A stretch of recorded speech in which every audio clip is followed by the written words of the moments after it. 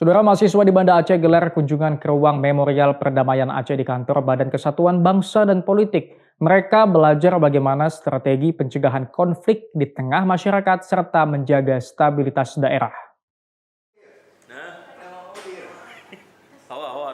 Dalam kunjungannya ke Badan Kesatuan Bangsa dan Politik, Kesbang Pol Aceh, mahasiswa Magister Damai dan Resolusi Konflik Sekolah Pasca Sarjana Universitas Syah Kuala Banda Aceh sangat antusias melihat berbagai pajangan foto maupun video sebagai bukti sejarah perjalanan konflik Aceh sebagai upaya terus merawat perdamaian.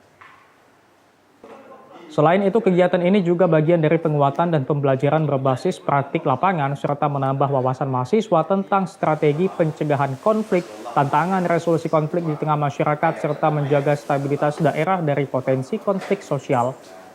Ruang Memorial Perdamaian di sini ada beberapa foto, video, kemudian beberapa artikel berkenaan dengan proses perdamaian di Aceh.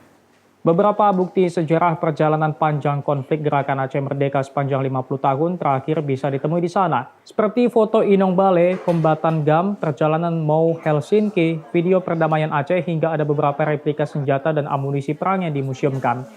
Ruang Memorial Perdamaian Aceh ini terbuka untuk umum dan bisa diakses sebagai media edukasi bagi generasi muda Aceh dalam upaya merawat perdamaian.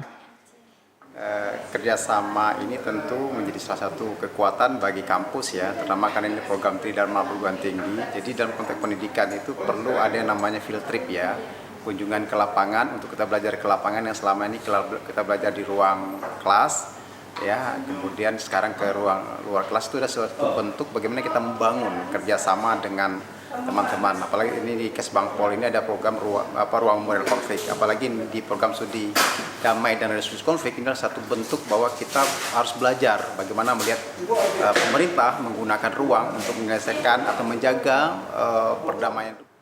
Selain itu ada juga penyerahan hibah buku dari Kesbang Pol Aceh sebagai bentuk dukungan terhadap pengembangan literasi akademik. Nova Misdayanti, Kompas TV, Banda Aceh, Aceh.